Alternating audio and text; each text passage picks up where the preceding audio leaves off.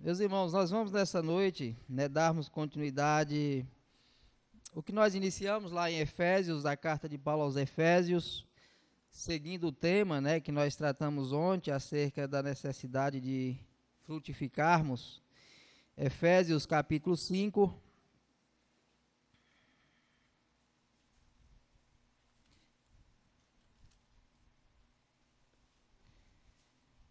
Agora à noite, do verso 3 até o versículo 21.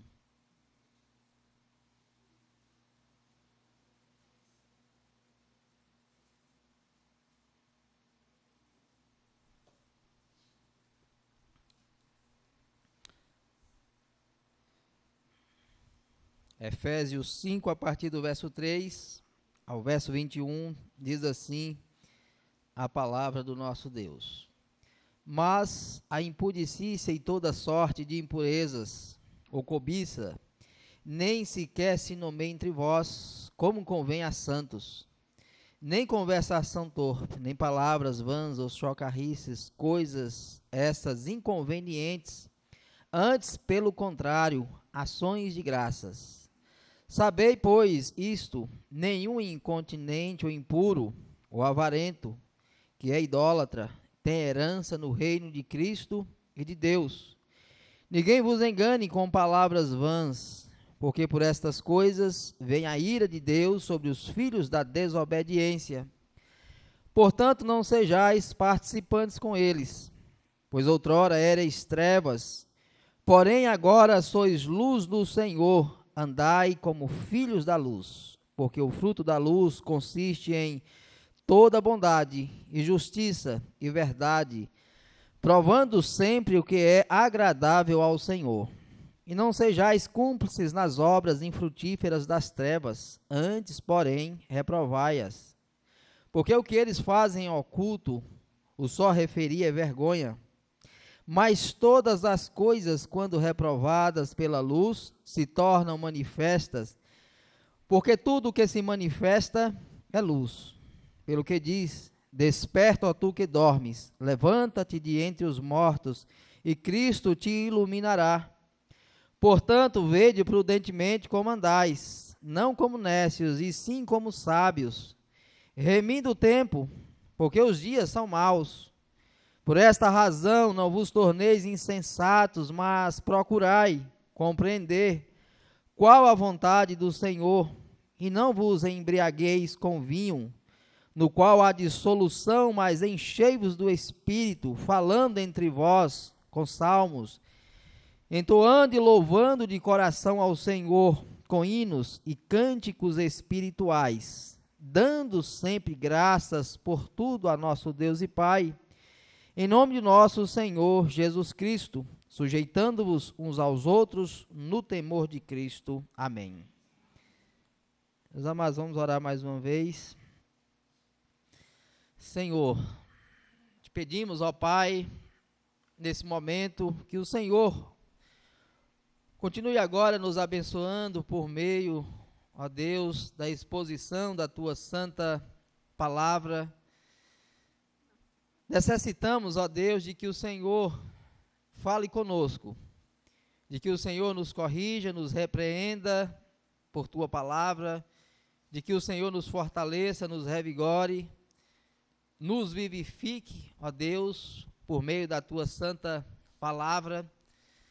E sabemos, ó Deus, que é por meio da Tua palavra que nós somos a cada dia conduzidos a estarmos trilhando os caminhos agradáveis do Senhor. Sabemos, ó Pai, da necessidade que temos de que o Teu Santo Espírito ilumine as nossas mentes, abrindo o nosso entendimento, de maneira, ó Deus, que a Tua palavra possa, assim, vir cada vez mais a produzir transformação, demonstrar o poder que há nela em nossa vida. Te peço, ó Deus, por Tua igreja aqui reunida nessa noite, que o Senhor esteja abençoando cada um dos Teus servos que se encontram aqui nesse momento. Esteja, ó Deus, os edificando, os conduzindo, os direcionando, de maneira que a cada dia, ó Deus, eles possam estar vivendo, frutificando, para honrar e glorificar o teu santo e precioso nome. Te peço também por minha vida que o Senhor me conduza nesse momento, me concedendo graça, me capacitando, me direcionando, ó Deus, a expor a tua palavra com fidelidade, com sabedoria, de maneira que ao estar expondo a mesma, não venha a ser demonstrado ou revelado aquilo que seja da minha vontade ou do meu querer, mas que eu possa ser encontrado fiel na exposição do teu querer e da tua vontade para com a tua igreja, para o teu povo, para que assim, ó Deus, a fé deles possam ser edificadas tão somente em teu querer e em tua santa vontade. Nós assim te pedimos, agradecidos em nome e para a glória de Cristo. Amém. Meus amados, eu quero começar nesse sermão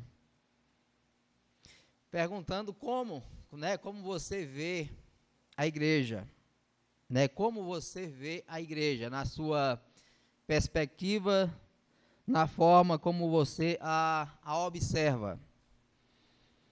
E diante dessa pergunta, eu quero aqui usar uma parábola, uma história, para ilustrar um pouco aquilo que iremos tratar nessa noite, que é a história de 3 pedreiros. Talvez algum dos irmãos já tenha ouvido nessa história. Diz essa parábola que havia ali uma construção em um determinado local, e um certo homem passa por aquele local no qual aquela construção está sendo iniciada, e ele então vê ali um operário trabalhando, mexendo areia e cimento, e ele faz a seguinte pergunta, o que é que ele estava fazendo? Ele diz: estou preparando massa. Essa é a resposta, do primeiro operário, ou seja, uma resposta bem imediata. Algum tempo depois, novamente ele encontra outro operário e faz a mesma pergunta, o que é que ele estava fazendo naquele canteiro de obras. E a resposta desse é que ele estava mexendo ali a areia e o cimento, porque ele tinha como finalidade erguer uma parede. Ou seja, esse segundo nos demonstra uma finalidade não muito distante, daquilo que de fato era, mas uma finalidade também um pouco que imediata, acerca daquilo qual ele estava fazendo. No dia seguinte, esse mesmo homem passa novamente nessa mesma obra e pergunta a um terceiro operário, que está ali também mexendo areia e cimento, e faz a mesma pergunta, o que é que ele estava fazendo. Então o operário, de forma bem orgulhosa, e tendo uma perspectiva mais futuro da finalidade daquilo que ele estava fazendo, então ele diz que ali ele estava construindo uma catedral. Então observe que em meio a essas 3 respostas, em meio a essas 3 perspectivas diferentes acerca daquilo que estavam fazendo, exatamente por isso que eu fiz no início a pergunta, como você vê a igreja do Senhor.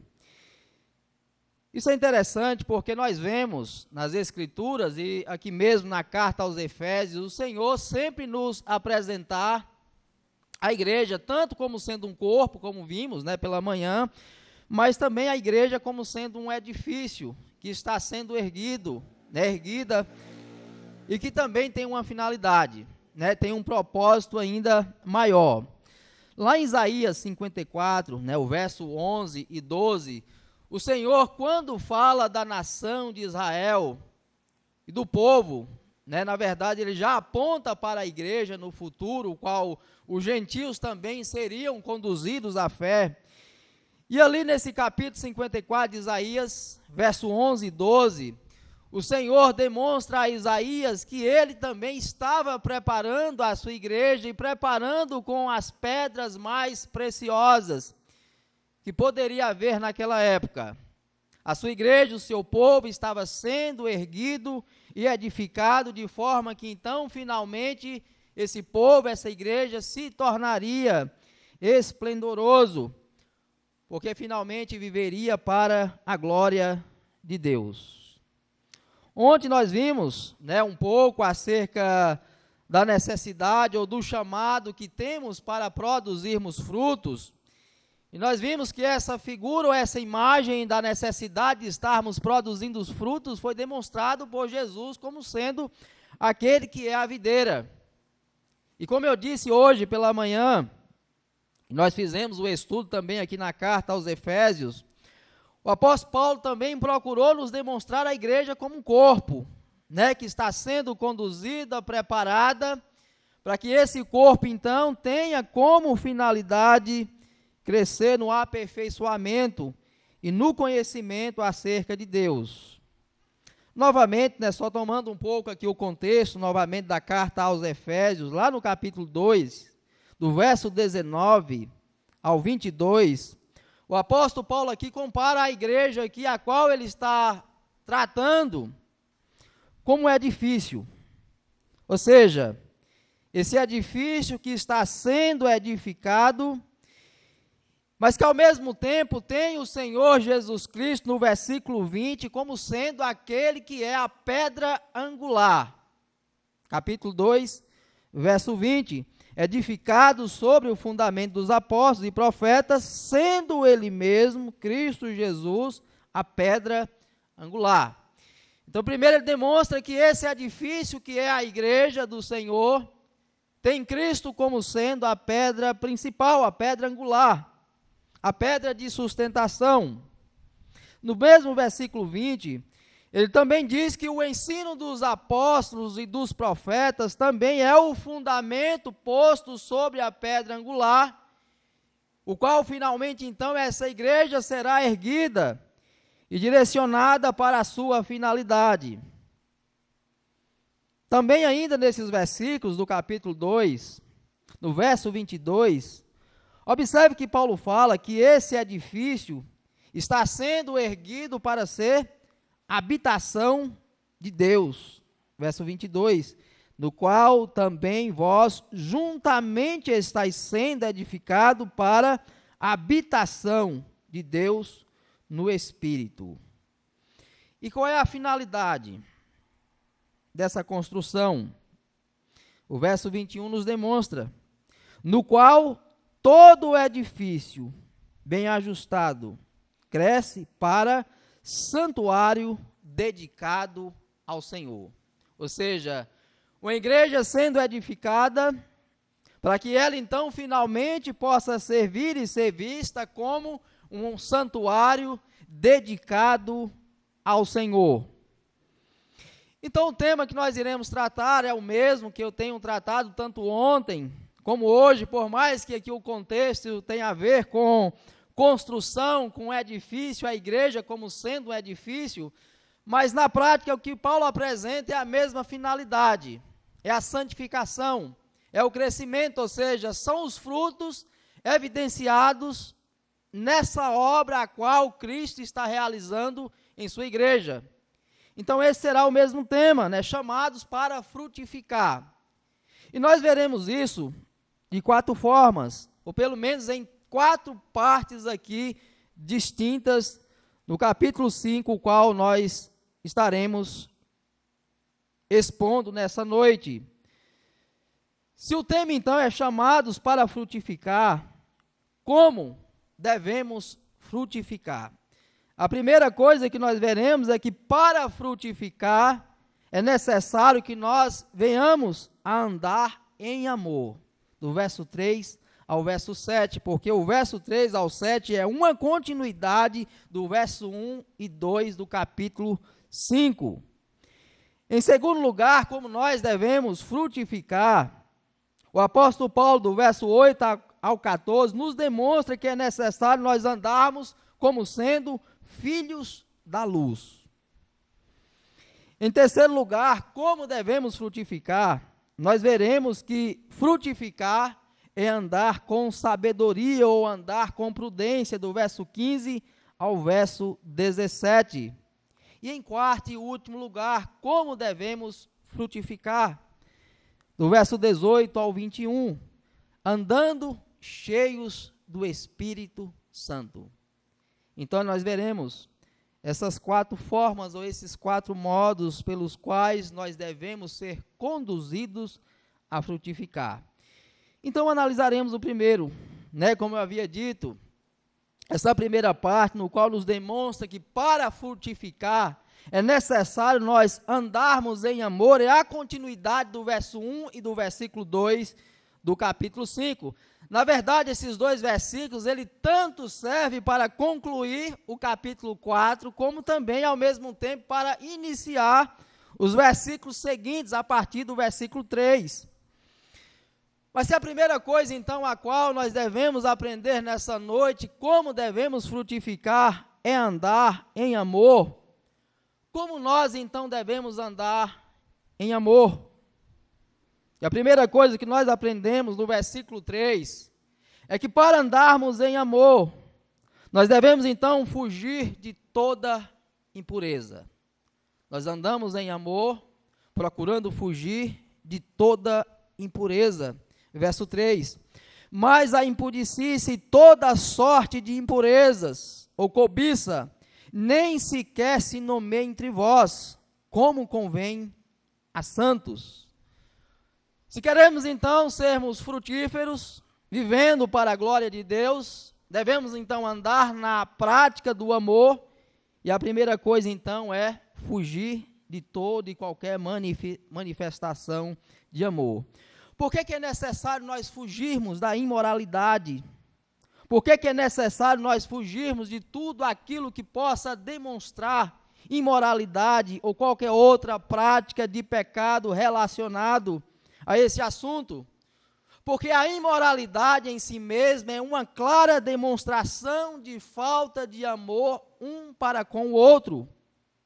É por causa da imoralidade a qual nós vemos famílias sendo destruídas.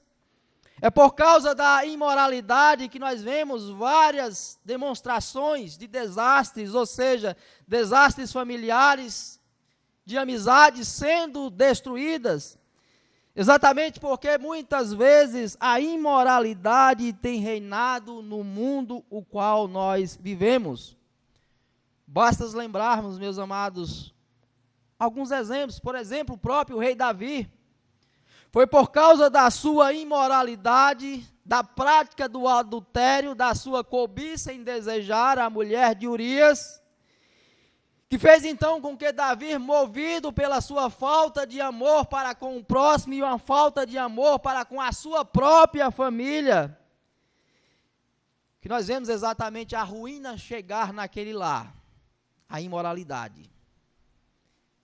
Tomando Davi, conduzindo Davi em suas ações, de maneira que os frutos, os resultados, os quais Davi veio a colher com a prática da sua imoralidade, foi exatamente uma família arruinada e destruída. O próprio Absalão, querendo tomar o seu próprio trono, um dos seus filhos acabou abusando da própria irmã.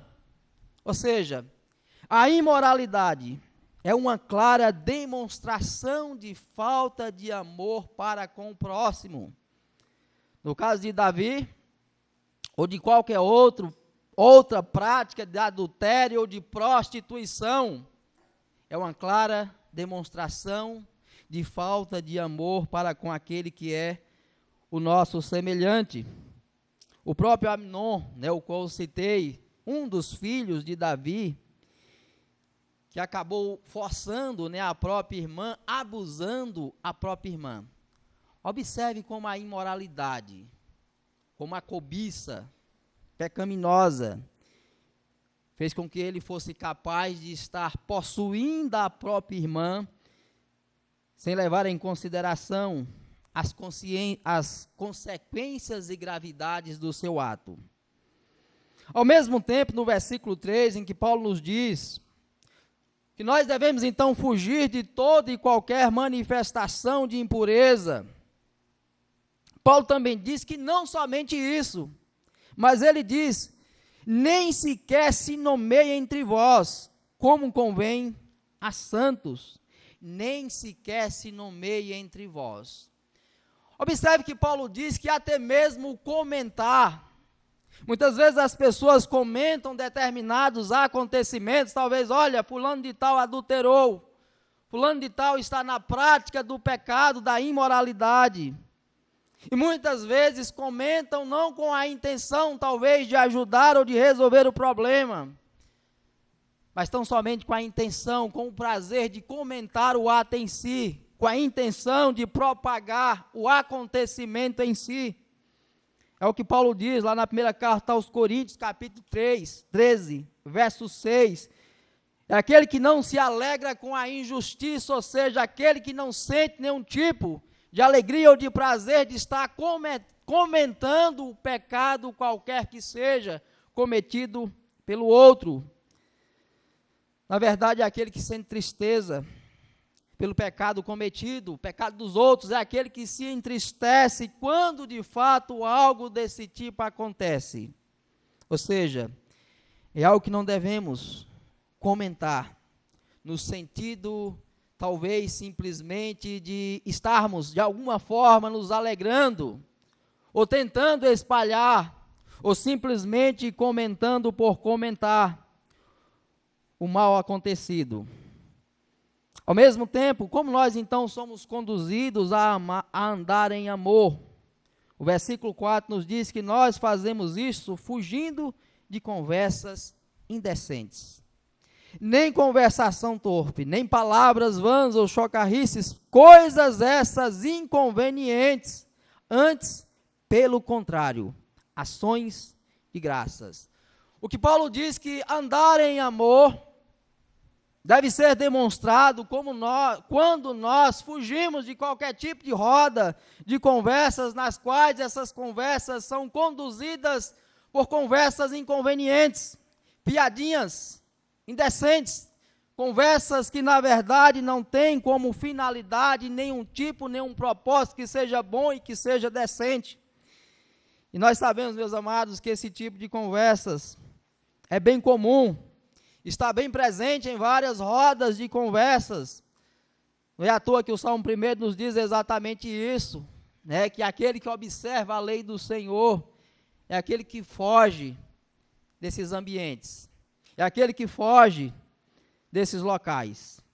Então Paulo nos diz que andar em amor também é fugir de conversas frívolas, de conversas imorais, de conversas que de fato não tem nada a oferecer de edificante ou de crescimento para as nossas vidas. É interessante que nesse versículo 4, é a mesma palavra que Paulo também usa lá no verso 29, né, quando ele fala que não saia da vossa boca nenhuma palavra torpe. Porém, agora que Paulo muda a ideia e fala não propriamente daquilo que não devemos falar, mas ele fala do próprio ambiente no qual nós não devemos estar sendo participantes.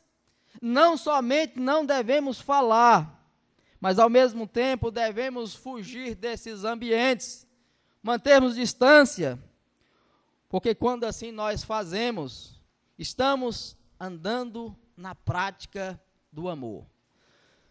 Porque, meus amados, quando nós nos utilizamos ou participamos de conversas inconvenientes, de alguma forma também acaba sendo uma demonstração de falta de amor para com o próximo, uma falta de respeito para a dignidade do outro, uma falta de respeito para com aquele o qual nós devemos demonstrar toda a dignidade, toda a honra. Ou seja, se queremos então andar na prática do amor, é necessário mudarmos aquilo que, tanto que falamos, como Paulo já disse no capítulo 4, como também as conversas, os meios os quais nós nos colocamos. Lá na primeira carta de Pedro vai falar um pouco mais acerca disso, mas agora já falando um pouco mais acerca das próprias conversas, ou seja, daquilo que nós pronunciamos. No capítulo 4, no versículo 11 da primeira carta de Pedro, ele diz: se alguém fala de acordo com os oráculos de Deus. Se alguém serve, faça-o na força que Deus supre, para que em todas as coisas seja Deus glorificado por meio de Jesus Cristo. a quem pertence a glória e o domínio pelos séculos dos séculos.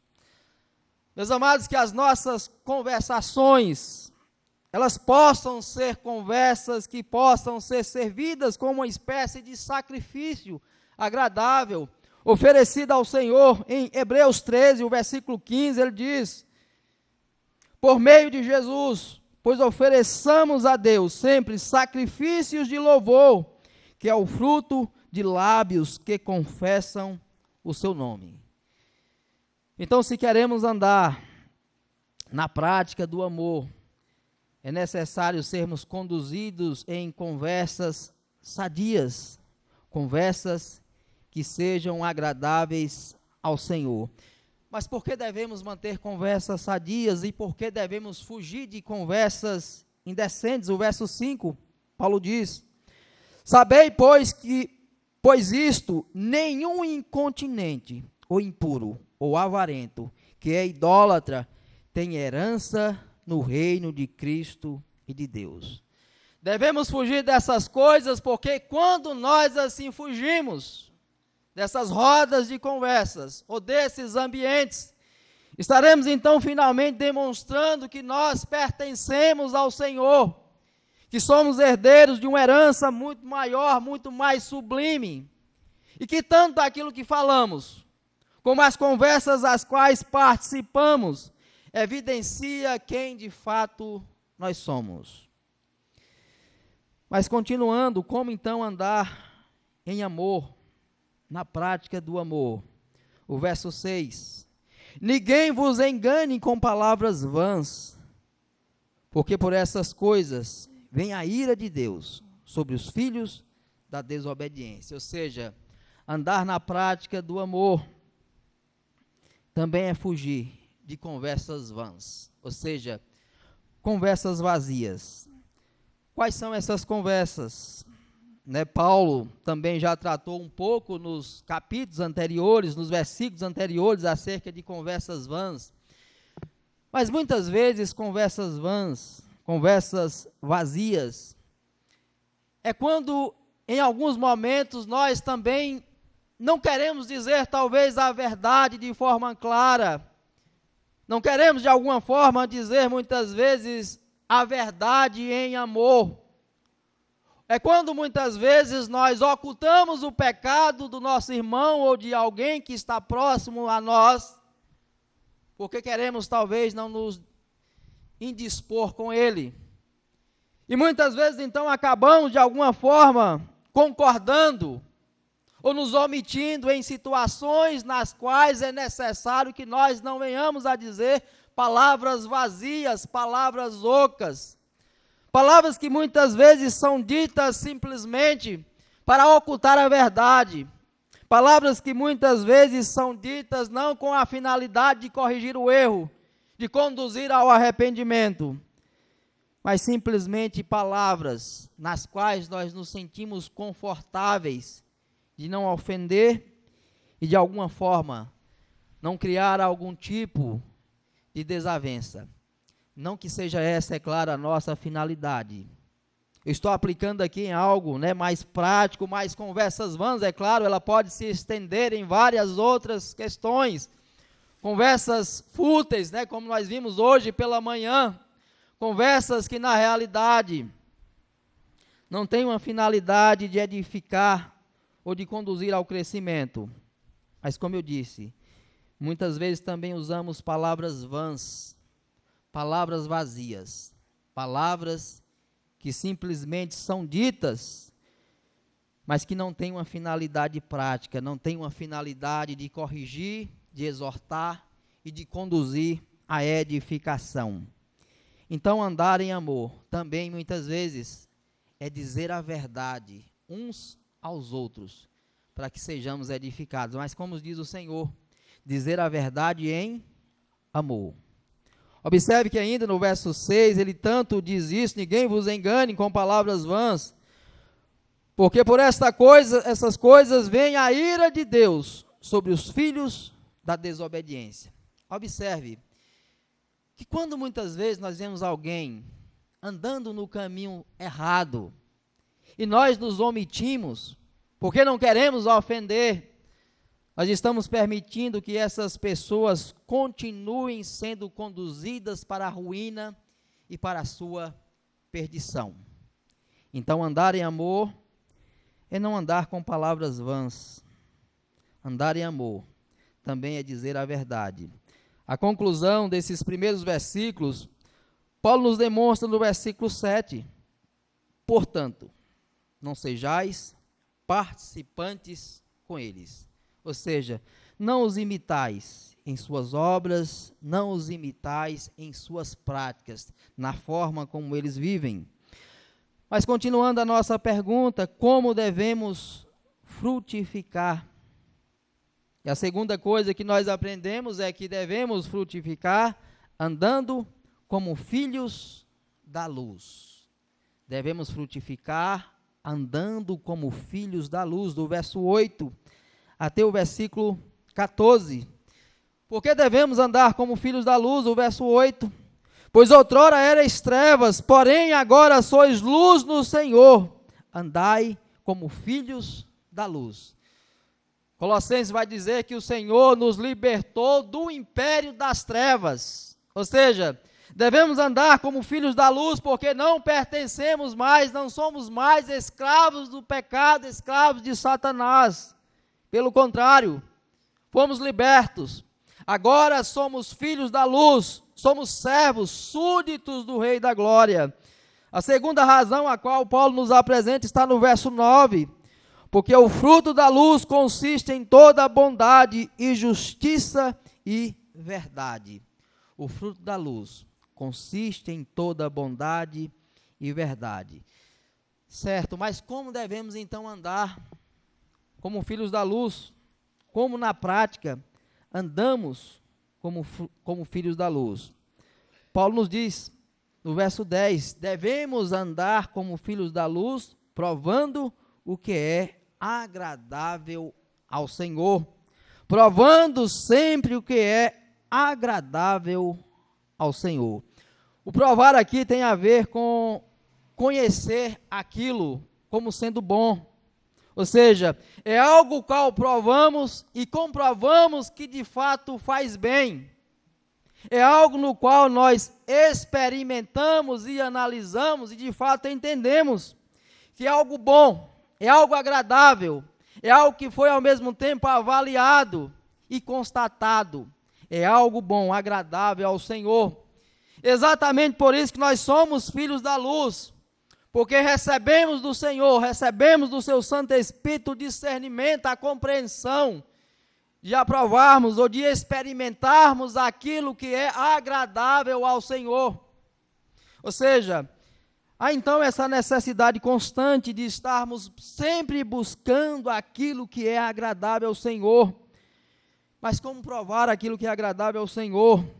Lá no capítulo 1, no verso 17 e 18, aqui mesmo da carta aos Efésios, capítulo 1, verso 17 e 18, Paulo diz: para que o Deus do nosso Senhor Jesus Cristo, Pai da glória, vos conceda espírito de sabedoria e de revelação no pleno conhecimento dele, iluminados os vossos olhos do coração, os olhos do vosso coração, para saberdes qual é a esperança do seu chamamento, qual a riqueza da glória da sua herança nos santos.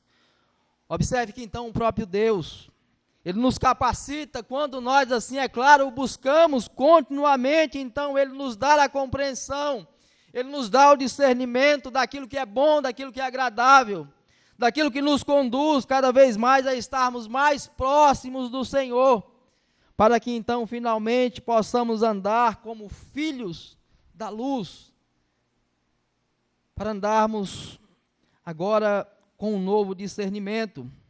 Paulo também fala disso, desse discernimento lá em Romanos 12, ou seja, para que provar o que é agradável? Por que nós temos que provar aquilo que é agradável?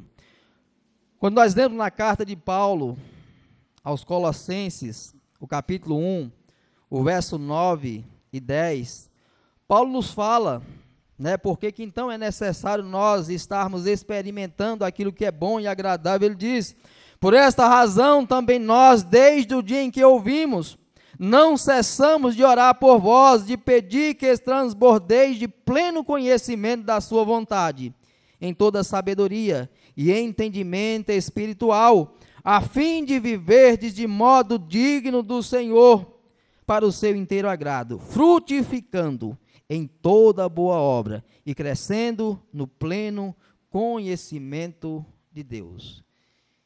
Então é necessário, meus amados, andarmos na luz, porque quando nós andamos na luz, nós então provamos aquilo que é agradável ao Senhor. Ao mesmo tempo, porque devemos andar na luz, Paulo nos diz no versículo 11, porque os frutos das trevas são infrutíferos, verso 11, não sejais cúmplices nas obras infrutíferas das trevas, antes, porém, reprovai-as. Ao contrário de sermos, então, frutíferos para Deus, vivendo para conhecer a vontade de Deus, vivendo de forma na qual, então, a vontade do Senhor se esteja refletindo em nós, andar nas trevas, exatamente, produzir frutos contrários àqueles os quais, para o qual fomos chamados, frutos que glorificam ao Senhor. Mas Paulo ainda continua a nos demonstrar porque devemos andar na luz. No verso 14 e no verso 15, Paulo nos demonstra que nós devemos andar na luz para que possa se tornar visível as obras das trevas. Lá em João 3, do versículo 19 ao 21, João vai nos dizer algo bem parecido com aquilo que Paulo está dizendo. João 3, verso 19 ao 21, diz assim: o julgamento é este, que a luz veio ao mundo, e os homens amaram mais as trevas do que a luz, porque as suas obras eram más. Pois todo aquele que pratica o mal aborrece a luz, e não se chega para a luz, a fim de não serem arguidas as suas obras. Quem pratica a verdade aproxima-se da luz, a fim de que as suas obras sejam manifestas, porque feitas em Deus. Observe que Paulo então nos diz que aquele que anda na luz, ao mesmo tempo ele torna manifesta as obras das trevas. Isso nos traz, ao mesmo tempo, dois sentidos e duas finalidades. Para aqueles que estão nas trevas, esses não querem se aproximar da luz, porque ao se aproximar da luz, eles terão os seus pecados finalmente revelados e demonstrados. É tanto que alguém que quer praticar algo errado, ele procura o local que esteja escuro, porque estar diante da luz, estar em um lugar claro, vai tornar então visível aquilo que ele está fazendo de errado. De maneira então que andar na luz não é compatível para com aqueles que querem permanecer nas trevas. Mas ao mesmo tempo, aqueles que são filhos da luz e que devem andar na luz, esses cada vez mais procuram se aproximar da luz, porque a finalidade dele é exatamente ter os seus pecados revelados. Porque uma vez então tendo os seus pecados revelados, serão conduzidos a reconhecer ainda mais a necessidade que tem da graça e do perdão do Senhor. Então devemos andar como filhos da luz, porque andar como filhos da luz é fazer contraste com o pecado, é tornar visível aquilo que somos, é tornar visível aquilo que o mundo é, e ao mesmo tempo é nos conduzir a sermos ainda mais dependentes da graça e do cuidado do nosso Deus. Mas Paulo ainda continua, o verso 13, o verso 14, ele diz: pelo que diz, desperta, ó tu que dormes, levanta-te de entre os mortos, e Cristo te iluminará. Alguns vão dizer que aqui, na verdade, é um trecho de um hino cristão primitivo, e que talvez era utilizado no batismo, né, porque ele vai ter uma relação bem prática, né, com o batismo, aqueles que outrora estavam mortos em seus pecados, mas que agora unidos a Cristo têm uma nova vida, ou seja, Cristo ilumina sobre eles, lança a sua luz sobre eles.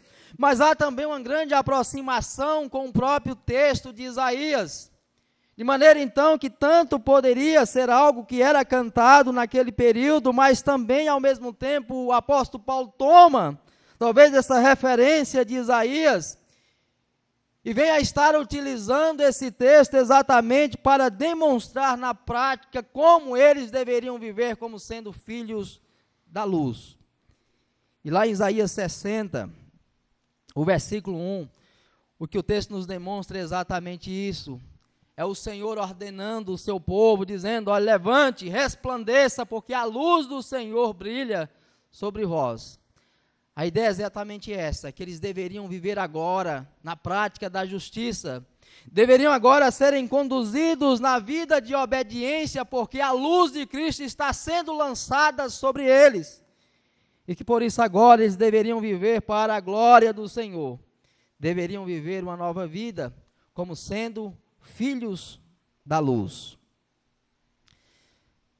Mas ao mesmo tempo, meus amados, esse versículo nos demonstra exatamente essa união que temos com Cristo. Aqueles que outrora estavam mortos em seus pecados, ou seja, desperta, ó tu que dormes, que não tinha nenhuma condição de ser luz, mas que agora se levanta pelo poder da graça, pelo poder do Senhor, pelo poder de Cristo, que são agora iluminados, ou seja, a luz de Cristo reflete sobre nós. O chamado é exatamente isso, para que venhamos como filhos da luz, brilhar e resplandecer a glória de Cristo que é lançada sobre nós. Mas continuando ainda em nosso tema, e continuando a pergunta, como devemos frutificar? A terceira coisa que nós aprendemos é que frutificar é andar com prudência ou andar com sabedoria, verso 15 ao 17. Por que devemos andar com prudência ou andar com sabedoria? Lá no capítulo 1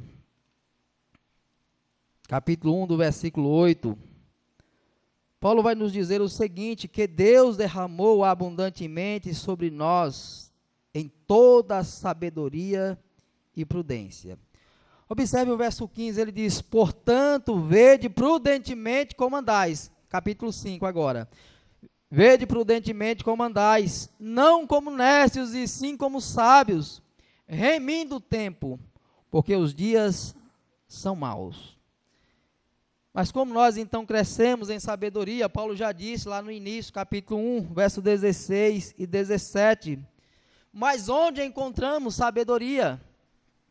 Lá na carta de Paulo aos Colossenses 2:3, ele diz que Cristo é a fonte do tesouro da sabedoria.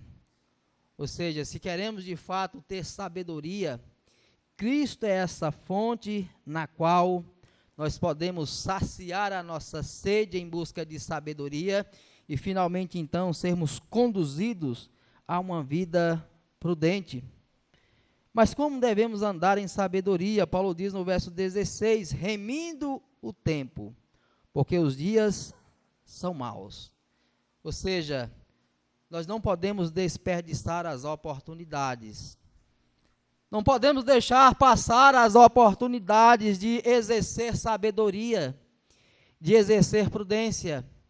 A ideia demonstrada aqui de remir o tempo é algo parecido com aquilo que as pessoas dizem constantemente: olha, o tempo é dinheiro. Não podemos perder tempo, porque o tempo é precioso. Mas a ideia aqui é que nós não podemos perder tempo, porque o tempo é precioso para exercitarmos sabedoria, exercitarmos prudência. Pela manhã nós vimos que nós não podemos viver na prática, né, daquilo que é fútil, daquilo que não tem utilidade, daquilo que não edifica. Então, meus amados, andar com sabedoria é aproveitar o tempo, de forma que possamos então estarmos exercitando sabedoria. Paulo também na carta aos Colossenses diz que nós devemos aproveitar as oportunidades. Lá no capítulo 4, verso 5. Então, andar com sabedoria também é aproveitar as oportunidades. Mas ao mesmo tempo, Paulo também nos diz no verso 17, que andar com sabedoria é procurar compreender a vontade do Senhor. Por esta razão, não vos torneis insensatos, mas procurai compreender qual a vontade do Senhor. Ele já disse isso, né, um pouco nos versículos anteriores, também disse isso lá no versículo 10, né, o qual nós já passamos, e outros textos que nós poderíamos citar aqui com grande abundância. Mas em último lugar, como nós devemos então frutificar? Paulo nos diz no verso 18 ao 21, que devemos frutificar sendo cheios ou andando cheios do Espírito Santo. Ele diz, verso 18, não vos embriagueis com vinho, no qual há dissolução, mas enchei-vos do Espírito. Não vos embriagueis com vinho, mas enchei-vos do Espírito. Há uma grande distinção. O vinho, aqueles que estão embriagados, estão fora de si, não têm domínio, não têm controle próprio das suas ações, das suas atitudes, do seu proceder. Porém, ao contrário de estarmos cheios do Espírito Santo, que nos conduz a ter domínio próprio, a ter controle, ou seja, a ter sabedoria, a ter discernimento. Então, se queremos viver de forma a frutificar para o Senhor, é necessário estarmos continuamente nos enchendo do Espírito Santo. Mas como nós nos enchemos do Espírito, como nós então nos tornamos cheios do Espírito, Paulo nos diz no verso 19, falando entre vós com salmos, entoando e louvando de coração ao Senhor, com hinos e cânticos espirituais. Nós nos enchemos do Espírito quando nós, então, estamos continuamente com o coração transbordando da palavra de Deus. Paulo também cita isso lá em Colossenses, né? Veja que há uma estreita relação entre essas cartas, Filipenses, Colossenses, Efésios, lá no capítulo 3 de Colossenses, né? Paulo vai dizer também essa necessidade de estarmos nos enchendo continuamente da palavra, porque quando nós nos enchemos da palavra, o que vai brotar dos nossos lábios são o quê? Louvores, reconhecimento daquilo que Deus é. Então nós nos enchemos do Espírito. Quando nós então alimentamos o nosso coração continuamente da palavra. E quanto mais nos alimentamos da palavra, mais cheios estaremos do Espírito Santo, mais cheios evidenciaremos que o Espírito Santo habita em nós. E que estamos então finalmente transbordando, evidenciando em nossas palavras, em nossos atos, o que de fato está em nosso coração. De que o nosso coração está preenchido. Mas ele diz também no verso 20, que devemos também estarmos cheios do Espírito como? Dando sempre graças por tudo ao nosso Deus e Pai, em nome do Senhor Jesus Cristo. Ser cheio do Espírito também é estarmos tendo uma vida de gratidão.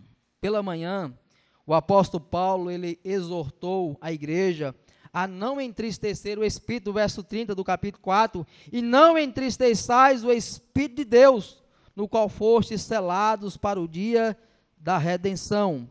A ideia de Paulo aqui é exatamente demonstrar que, ao contrário do que o povo de Israel muitas vezes fez, que foi demonstrar uma vida de ingratidão para com Deus, para com as suas ações, para com o seu povo, nós devemos ser conduzidos em uma vida de gratidão, porque se estamos cheios do Espírito, o que vai evidenciar em nós é exatamente a gratidão por aquilo que Deus, ele fez por nós. E Paulo então, meus amados, finaliza esse texto, nos demonstrando que nós também demonstramos que estamos cheios do Espírito Santo quando nos sujeitamos uns aos outros no temor de Cristo. Sujeitarmos uns aos outros no temor de Cristo. Em casa depois você pode ver como nós nos sujeitamos. É o que ele passa a demonstrar a partir do verso 22. A esposa para com o seu esposo, o marido para com o cuidado com a sua esposa, os filhos para com os seus pais, os servos para com os seus senhores, os senhores para com os seus servos. Quando nós assim vivemos, estamos então frutificando e demonstrando que estamos vivendo para a glória de Deus. Então, concluindo, retomando lá a parábola ou a história dos 3 pedreiros, no qual cada um trouxe um relato diferente daquilo que estava sendo então construído, que ao contrário dos 2 primeiros, que tiveram uma visão muito imediata daquilo que estavam fazendo, que nós, meus amados, possamos de fato ver e perceber a igreja em sua completude, de maneira que nós, como cada um sendo esse pequeno tijolo, não venhamos simplesmente ver talvez os defeitos e os problemas que há na igreja, mas que possamos contemplar aquilo que de fato ela é, como se fosse uma catedral erguida para a glória de Deus. Que o nosso coração ele possa encher desse conhecimento e finalmente então ser conduzido a viver para a glória de Deus. Que Ele nos abençoe.